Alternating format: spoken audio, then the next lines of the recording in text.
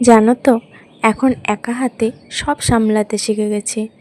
প্রত্যেক দিন সকালটা ব্যস্ততার মধ্যে দিয়েই শুরু হয়। মেয়েকে বুঝিয়ে সুঝিয়ে একটু খাওয়ানো, যদিও সকালে একদম খেতে চায় না, তাও একটু খাইয়ে দিই।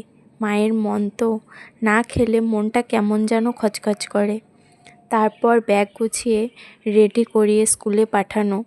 রোজ একই বায়না, যেতে চায় না, কিন্তু একবার চলে গেলে, যখন ফ্রেন্ডসদের সাথে গল্প হয়, তখন আবার সেই মজা, বাড়ি আসতে চায় না।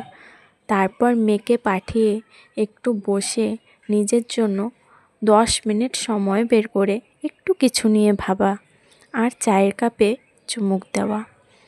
তারপর আবার রান্নাবান্নায় ব্যস্ত হয়ে পড়া। তো আজকে আমি ভিডিওটি এখানেই শেষ করছি। পরে আমি তোমাদের সাথে আবার শেয়ার করব পরের ভিডিওতে। তো তোমরা ভালো থেকো, সুস্থ থেকো। টাটা।